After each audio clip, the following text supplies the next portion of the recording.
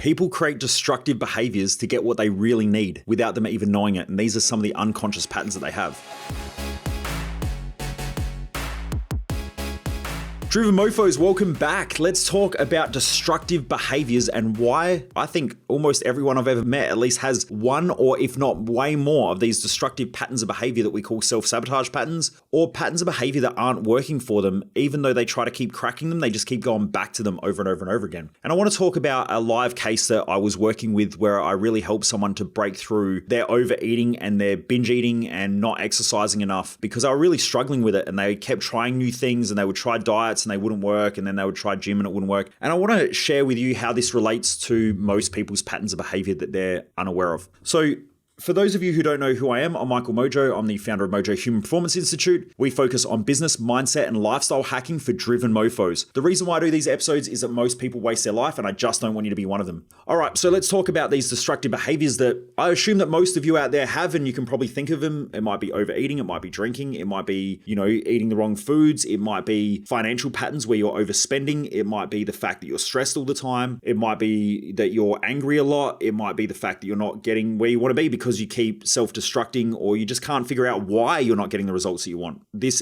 episode will help massively. And please, if you find this beneficial, if you really enjoy this episode or any of the episodes, please share them, because I want to get this out to more people. And I want to talk about uncommon things in human behavior that don't really get discussed a lot, but I know that they work and I know that they make a massive difference, especially because I've been using them with tens of thousands of people over the years. So I'm working with this client and they booked in for a private consulting session with me, and they said, Michael, I'm going around in circles. I'm not getting the results that I want. I'm overeating. I'm binge eating. I have this relationship with food where I consistently think about food throughout my day. Like I'll think about what I want for dinner. I think about what I'm going to eat for breakfast tomorrow. And I just have this pattern of behavior where I put on weight and I can't understand why. And I said, okay, interesting. Now here's some things that if you're listening to this and you can take some notes, it will probably help. If you're watching this on YouTube or anything like that, it will probably help as well, especially if you have a notepad in front of you. If you're driving the car, please don't do anything. Just focus on driving the car and listening in. But it might be worthwhile going back and writing some notes. So here's something that most people don't know about human behavior. And unfortunately, the field of psychology and many fields in mental health do not understand this principle. And it is a principle that stops most people getting results, whether it's with their clients or their clients in general. And this is going to be very highly controversial, but I can easily prove it to be true. What I'm going to say here, like I said, is probably going to freak some of you out, but it is what it is. Humans only do things where they perceive that they have more benefits and drawbacks. So humans only do things that they perceive will benefit them in life. Now, when someone comes to me and they say, I have a self-destructive behavior, that's not true. They have a behavior that they have some perception is helping them get what they want in life. And this might be hard because when you work with someone with drugs, they go, well, that's not true. I hate drugs. I hate taking drugs. And I go, well, okay, if you want to tell yourself that, go ahead. But I guarantee you won't move forward from this pattern without a lot of fucking hard work and a lot of struggle. And the truth is that most people who are trying to break free from drugs will relapse. They'll never break through the pattern. Some of them might, but they will have this thing where they struggle and they keep saying, I'm a drug addict. And, they'll go around in circles and they'll try things again. And then they'll beat themselves up. And then they'll suppress themselves and repress themselves. And, they'll never be able to be around drugs again. And they'll have all these crappy limiting ideas about their drug use. And this can happen with alcohol as well, where, it's an all or nothing approach. And that's a really shitty way of living where, I don't really drink a lot of alcohol, but I don't drink a lot of alcohol not because I don't drink alcohol. It's because I don't tell myself I don't drink alcohol. I just prefer not to have it. And that never used to be the case. I used to drink alcohol 5 nights a week. So I actually had a friend of mine I worked with years ago who he had an alcohol and a drug problem, and he used to come over for dinner and I would say to him, have a glass of wine. He'd say, no, I can't because I'm an alcoholic and, I've been in, I can't do that and blah, blah, blah. And I said, just fucking have a drink. Anyway, what I explained this principle to him, and I'm not saying that everybody should do it. I don't want to be irresponsible. Like, please just, I want people to be intelligent about this as well. Like, I'll probably get attacked by some fucking douchebag out there who,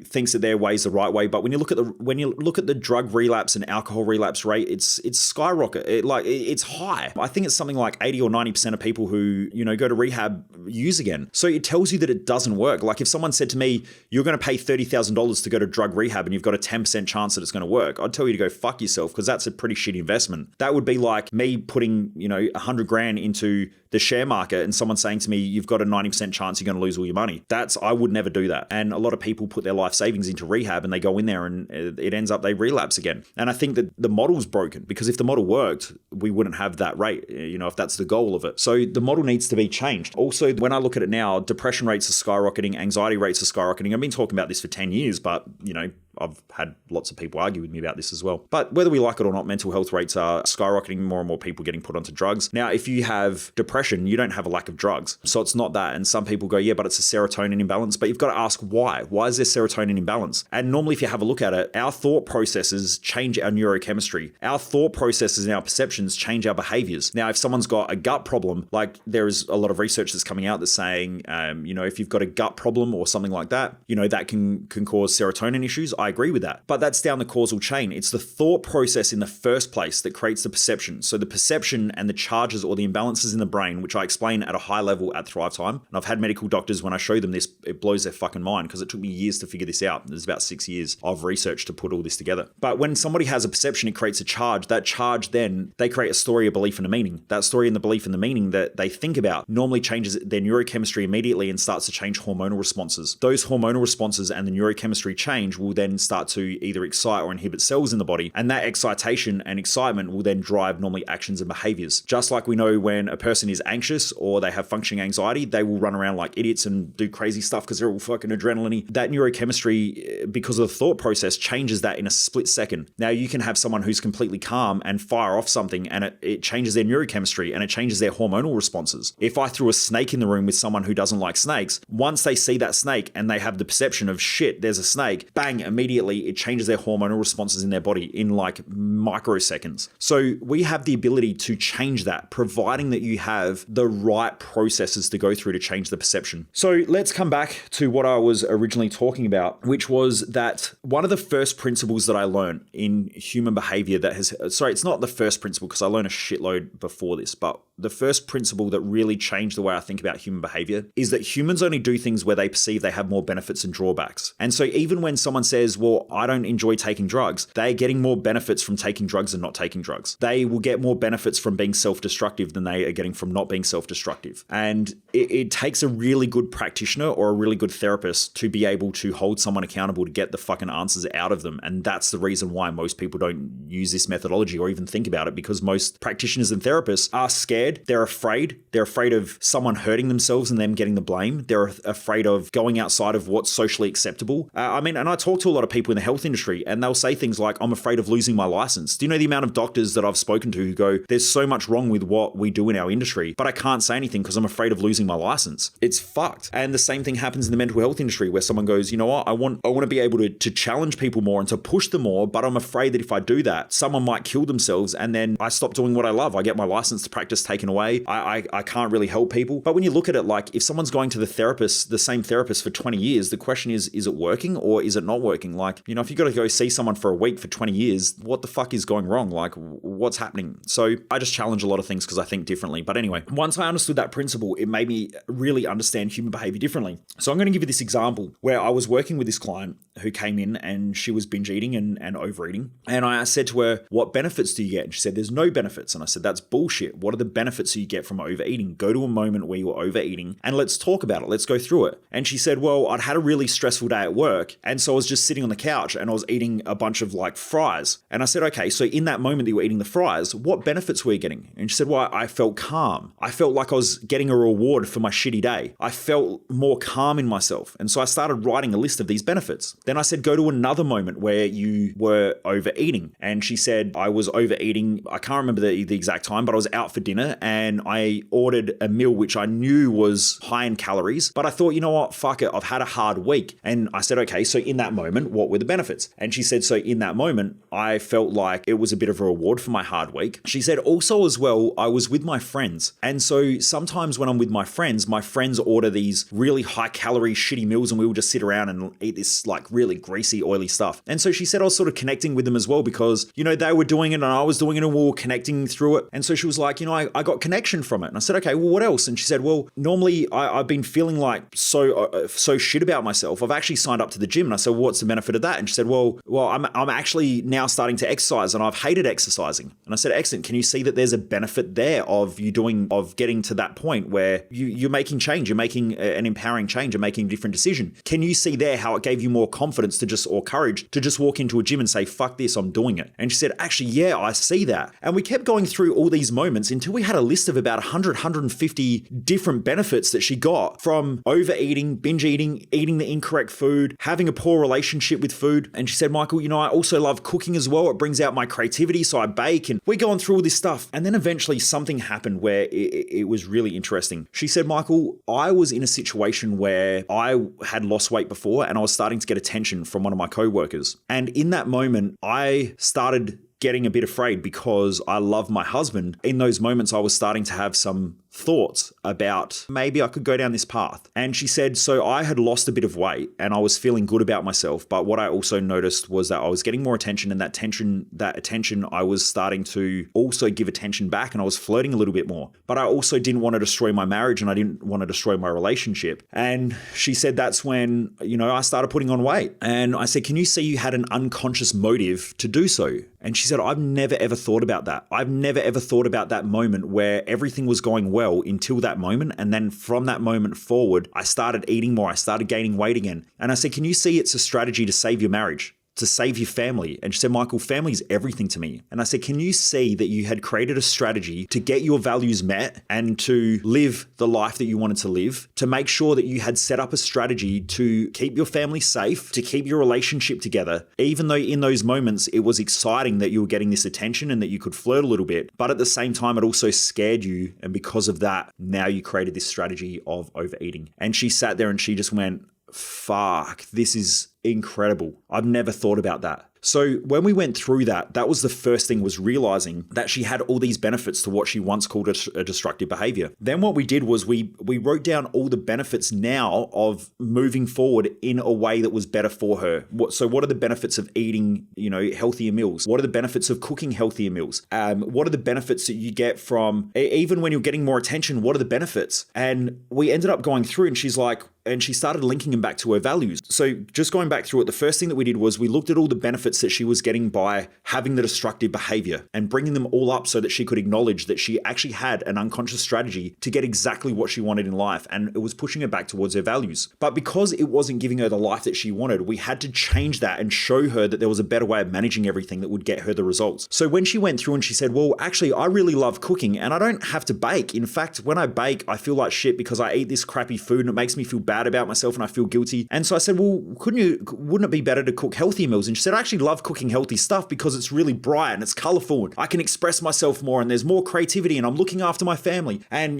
my kids will be healthier and they're slightly overweight as well. And I know they're getting picked on at school, so they'll feel better about themselves and I'm setting up good examples. And so she's gone on and on about how amazing it's going to be to cook healthy. Then I said, well, okay, well, what about when you go out with friends? And she went, shit, that's a tough one. And I said, okay, well, how can you inspire your friends? And she said, Michael, I know that me and the girls sit around and we all talk about, going to the gym and exercising and feeling better about ourselves. And we talk about it, but we don't really do it. And at the same time, we are all probably a bit overweight. And she said, we just need someone in the group who just does it, who does something different. And I said, well, why can't that be you? And she said, well, it can be. If I do it, I know I can inspire them to be better. And I said, can you see now how you're adding value to your friendship circle and how now they could change? And she said, Michael, instead of us going out for lunch and eating all this shitty food and feeling like crap afterwards and having a bottle of wine each almost, she said, I would feel so much better if we organized a beautiful breakfast in the morning. But first we go for a big long walk, along the beach. We could go for a 1 hour walk and then, eventually we could go out for breakfast and I could have a nice healthy breakfast with them. That'd be so much better. And I said, can you see now how you're changing your friendship circle and leading people by making better decisions? She went, yes, I can. And I can see how I'm also inspiring my kids because they can see that no matter what challenges and what problems you have in life, you can face them head on and make changes. And I said, excellent. Now, what about the flirting thing? And she's like,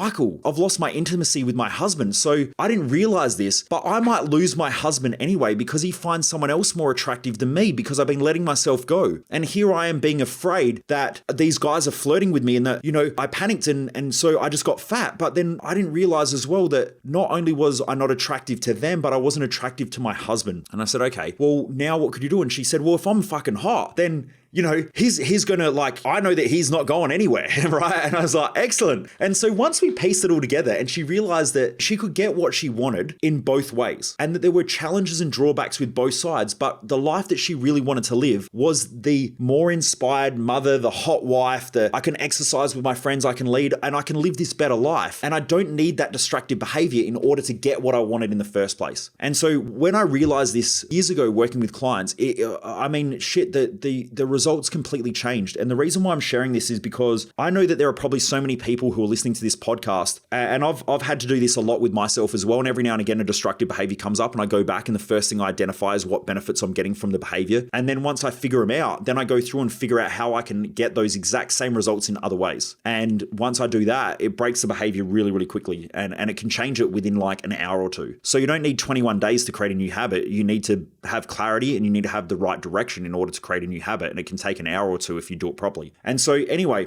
the reason why I want to share this is because I'm sure a lot of you out there have behaviors where you're sitting there going, I keep making these mistakes, or I keep drinking, or I keep taking drugs, or I keep partying, or I keep blowing all my money, or I keep destroying my relationships, or, I keep having these relationships where I date, but then it never goes past that and, they fall apart. All of these are destructive behaviors that are causing you to get exactly what you want, just not in the way you want. And so once you identify all of those things and find that there are better ways of getting exactly what you want, then you can create a new behavior just by figuring out how to do it more effectively. So I wanted to share that, Driven Mofos, because this is something that most people don't talk about. It's something that's not really common knowledge in human behavior fields, but it's something that I want to share because it's really helped me to break through some huge challenges that a lot of clients had for years who come and see me and do one-on-one with me or even come to our Thrive Time event, and I'll help them work through some of this stuff. So I just want to share it. Let me know if this is helping. Jump across to any of my social media platforms. It's Michael Mojo 00 on any of our social media platforms. Apart from Instagram, if you're on Instagram, you just need to change the zeros and the O's only because someone hacked my original account and I can't get it back. So I just changed the O's and the zeros. So it's Michael Mojo 00 and just change the O's on the last, on the Mojo part and the zeros. So just switch them around.